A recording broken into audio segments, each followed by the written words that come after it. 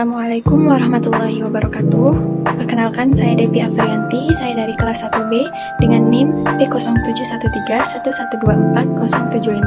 Di sini saya akan menjelaskan tentang kasus gagal ginjal yang terjadi pada anak-anak. Sebelum itu, saya akan menjelaskan tentang apa penyakit gagal ginjal itu.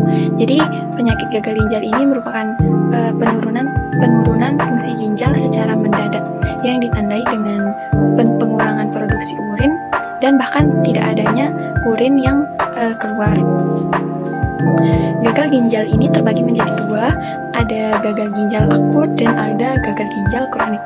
Jadi kalau gagal ginjal akut ini terjadi secara tiba-tiba dan berpotensi kembali normal jika penyebabnya diatasi. Sedangkan gagal ginjal kronik ini adalah keadaan yang terjadi secara perlahan, setidaknya itu 3 bulan dan dapat menyebabkan gagal ginjal permanen.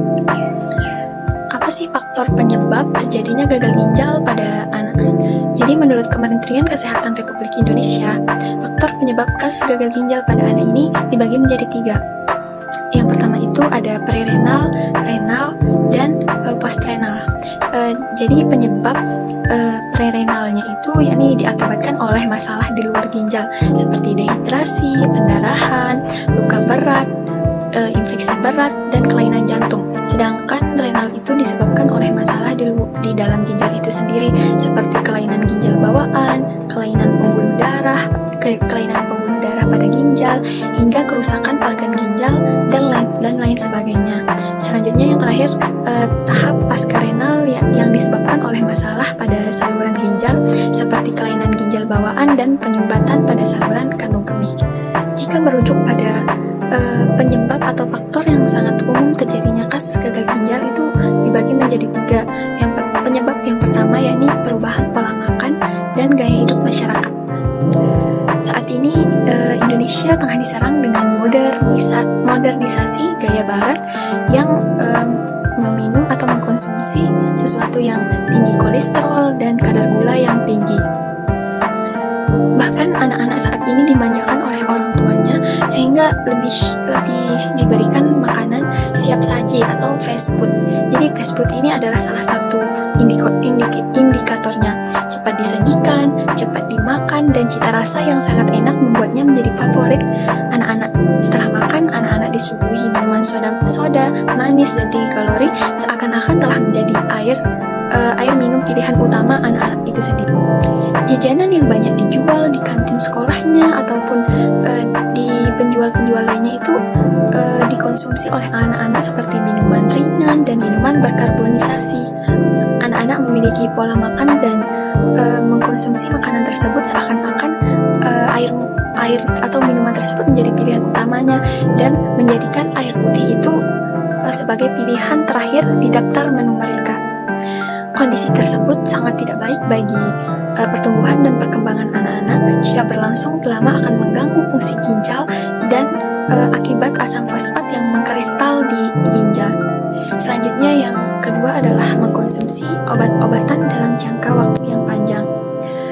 Beberapa obat bersifat nefrotoksik atau mengganggu fungsi ginjal dan menimbulkan komplikasi tekanan darah tinggi hingga penyakit jantung.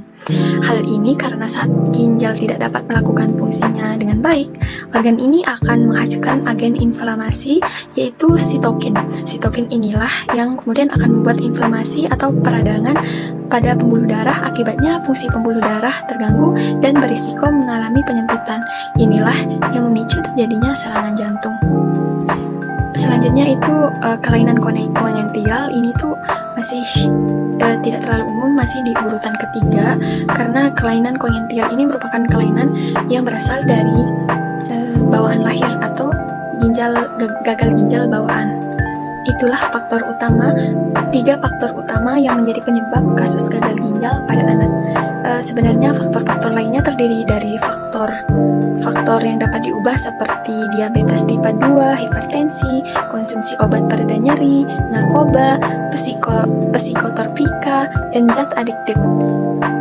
Faktor yang tidak dapat dirubah riwayat keluarga, kelahiran, prematur, trauma di daerah abdomen, jenis penyakit tertentu seperti AIDS, hepatitis C, dan sebagainya. Setelah ke faktornya, kita beralih ke usaha pencegahan agar tidak terjadinya kasus gagal ginjal pada anak. Menurut Kementerian Kesehatan Republik Indonesia, tahun 2022, upaya pencegahan penyakit gagal ginjal terutama pada anak dapat dilakukan sebagai berikut. Yang pertama itu membatasi asupan gula dan garam. Yang kedua, peningkatan pemenuhan kebutuhan air putih. Yang ketiga, menghindari makanan yang mengandung pemanis buatan, zat pengawet, pewarna, perisa, dan semacamnya. Yang keempat, menghindari minuman alkohol, terutama ini untuk remaja, dan rokok. Yang terakhir, ini rajin berolahraga. Pendapat lain juga mengatakan bahwa upaya pencegahan penyakit gagal ginjal ini dapat dilakukan dengan melakukan imunisasi dan tidak jajan sembarangan. Kalau sudah begitu, apa sih dampak penyakit gagal ginjal pada anak ini terhadap negara Indonesia ini? Jadi sebelumnya berdasarkan data IDAI, di Indonesia terdapat 74 kasus gagal ginjal per September tahun lalu, tahun 2022. Sebagian besar pada balita. Usia anak adalah anak yang berusia antara 0 sampai 18 tahun. Berdasarkan laporan Kemenkes tahun 2022, sebanyak 189 kasus gagal ginjal akut yang menyerang anak-anak usia 6 bulan hingga usia 5 tahun. Dan paling banyak anak-anak yang menjadi korbannya adalah anak-anak usia 1 sampai 5 tahun.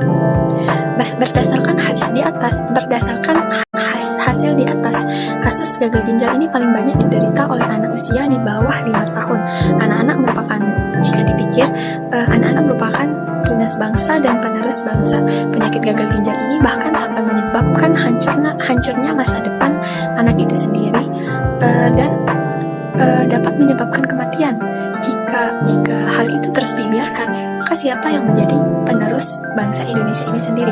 Oleh karena itu, patutnya kita selalu menjaga kesehatan, mengendalikan pola makan dan gaya hidup kita, terutama para orang tua, agar selalu mengawasi apa saja yang dikonsumsi oleh anaknya. Sekian yang bisa saya jelaskan. Mohon maaf apabila ada salah kata atau kekurangan. Assalamualaikum warahmatullahi wabarakatuh.